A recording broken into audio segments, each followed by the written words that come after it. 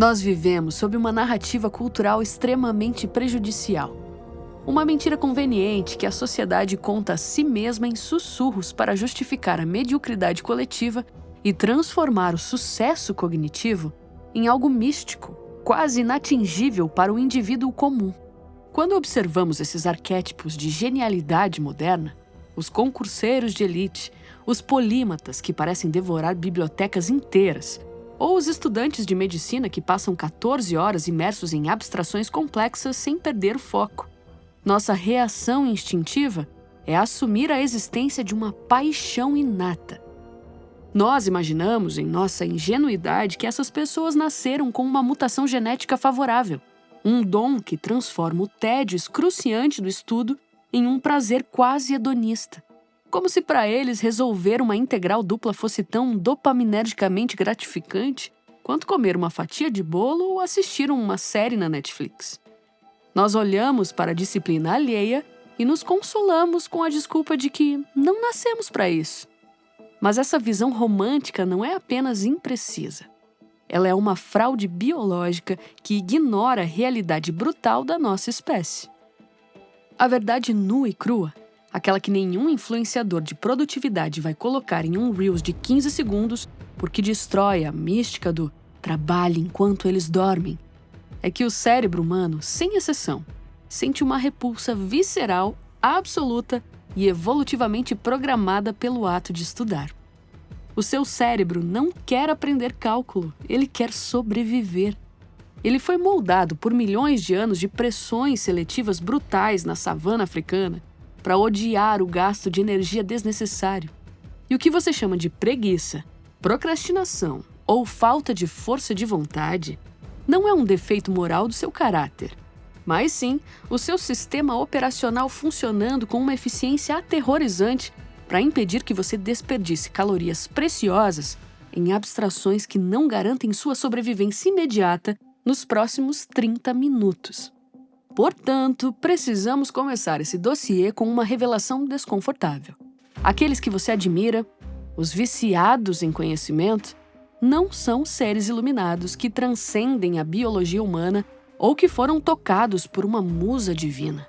Eles são, na verdade, hackers neuroquímicos habilidosos, arquitetos de um esquema interno sofisticado que aprenderam, muitas vezes por acidente, a enganar os mecanismos de defesa mais antigos da mente. Eles não estudam porque é gostoso no sentido natural da palavra.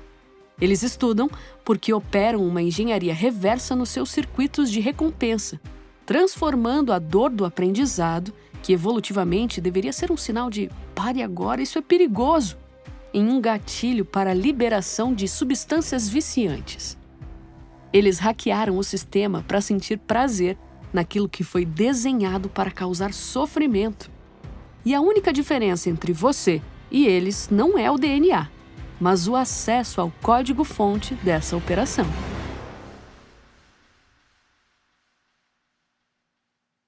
Para compreender verdadeiramente a resistência violenta que sentimos ao abrir um livro técnico ou iniciar uma sessão de deep work, precisamos abandonar a psicologia de autoajuda superficial e descer aos porões úmidos da nossa biofísica. O cérebro humano é, em termos de engenharia energética, um desastre de eficiência que a natureza tolerou apenas porque nos deu a capacidade de dominar o planeta. Embora represente apenas cerca de 2% da massa corporal total de um adulto médio, essa massa gelatinosa de neurônios consome vorazmente 20% de toda a glicose e oxigênio disponíveis no corpo, comportando-se como um motor de Fórmula 1 instalado no chassi de um carro popular. Durante a maior parte da história humana, no Pleistoceno, a caloria era uma moeda valiosa e escassa no mundo. Não havia supermercados, geladeiras ou delivery. Nesse contexto, gastar essa energia preciosa, pensando profundamente sobre problemas abstratos que não fossem onde está a comida, como fugir do tigre ou como encontrar um parceiro, era uma sentença de morte rápida. Por isso, a evolução instalou um disjuntor no seu sistema nervoso, um mecanismo de segurança projetado para cortar a energia mental sempre que o esforço não promete uma recompensa biológica imediata. Quando você tenta aprender algo novo, você está exigindo neuroplasticidade, a criação física e química de novas conexões sinápticas, o que é energeticamente caríssimo. O seu cérebro, agindo como um contador avarento e paranoico, envia sinais de ansiedade e distração não porque você tem déficit de atenção, mas porque ele está tentando economizar bateria para um perigo imaginário. Entender isso muda fundamentalmente o jogo. A resistência não é você sendo fraco. É você sendo um animal saudável tentando sobreviver em um ambiente de escassez que não existe mais. Para vencer, você precisa declarar guerra contra essa programação ancestral, provando para o seu sistema límbico que o gasto energético de estudo vale o investimento. E a única moeda que ele aceita para fazer essa troca é a dopamina.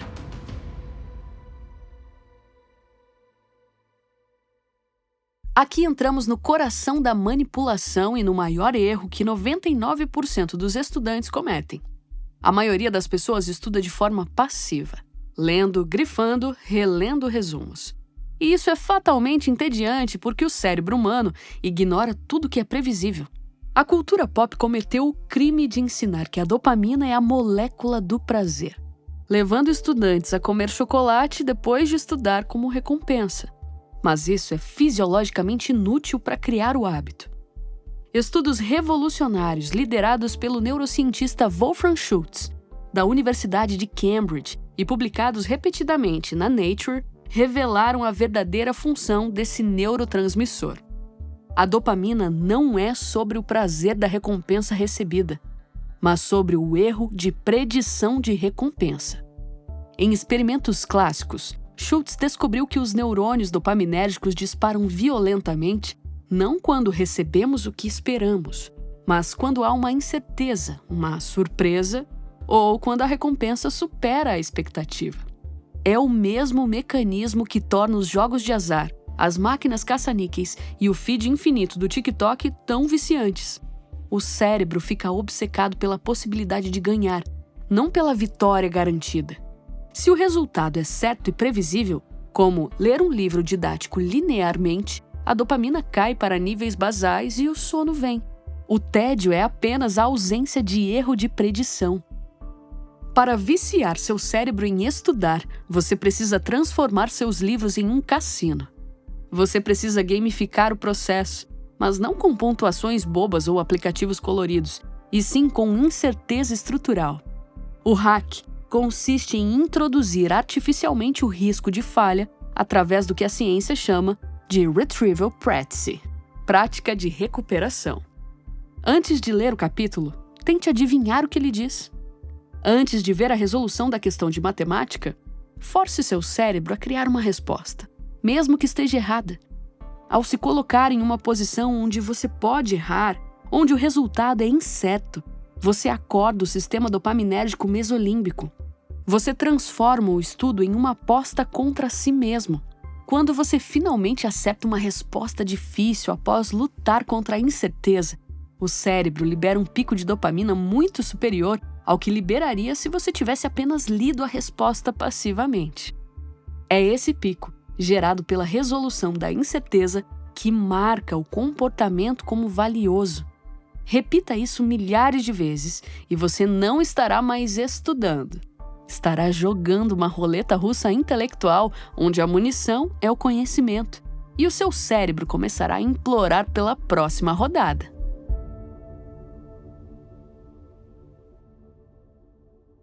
Agora precisamos destruir o mito estético do estudo relaxante.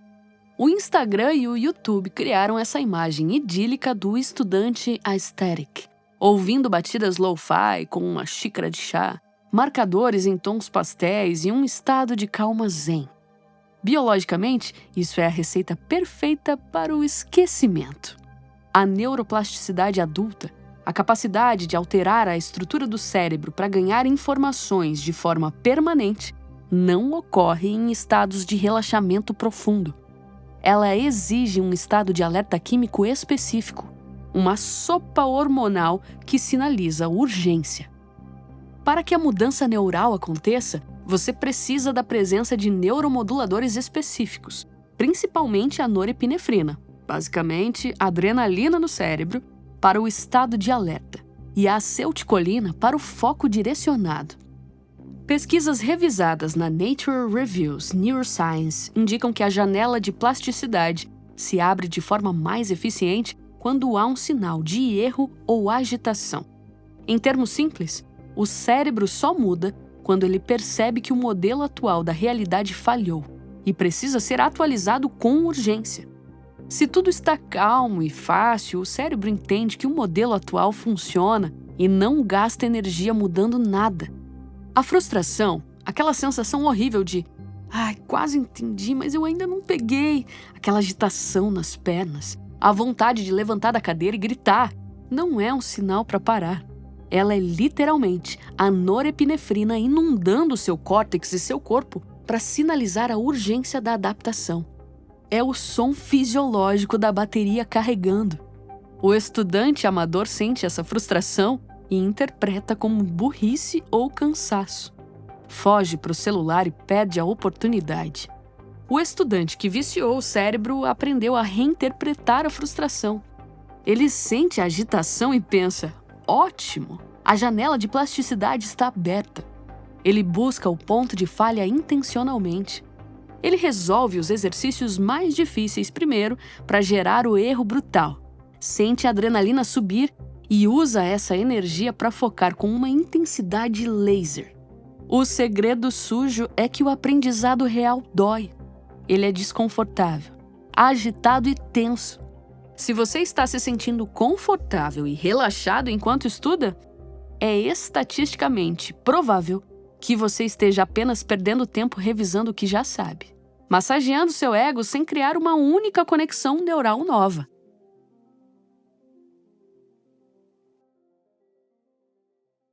Enquanto a dopamina inicia o jogo e a norepinefrina abre a porta da mudança, a consistência a longo prazo, a capacidade de estudar todos os dias durante anos, depende de uma estrutura física que a ciência moderna está começando a tratar como o santo graal da alta performance, o córtex midcingulado anterior, a MCC. Durante décadas achamos que a força de vontade era um conceito psicológico abstrato, mas estudos recentes de neuroimagem funcional sugerem que ela tem um endereço físico no cérebro. O AMCC atua como um hub central para a tenacidade, conectando o desejo de agir com a execução motora. O dado mais fascinante e perturbador sobre o AMCC é a sua plasticidade estrutural direta. Ele funciona exatamente como um músculo esquelético. Estudos mostram que essa região tende a ser fisicamente maior e mais robusta em pessoas que rotineiramente executam tarefas que não querem fazer e atrofia-se visivelmente naqueles que se rendem ao conforto e à gratificação imediata. Pense nisso. Cada vez que você sente vontade de fechar o livro, cada vez que o sono bate, cada vez que a notificação do celular brilha e você não vai, você está executando uma repetição de hipertrofia nessa região cerebral. O vício em estudar atinge seu ápice, sua forma final, quando você deixa de depender da motivação, que é um sentimento volátil e passageiro, e passa a depender da estrutura física do seu AMCC. O indivíduo treinado começa a sentir uma satisfação perversa, quase masoquista, na própria fricção. A dificuldade da tarefa deixa de ser um obstáculo e torna-se o pré-requisito para o engajamento. É uma inversão total de valores. O fácil torna-se suspeito, entediante e indigno de atenção, enquanto o difícil, o denso e o complexo tornam-se magnéticos.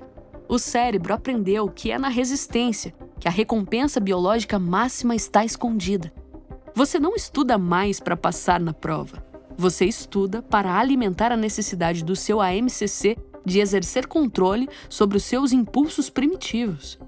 Você se torna viciado na sensação de poder que surge ao dominar a própria vontade, transformando o fazer o que deve ser feito na sua principal fonte de dopamina.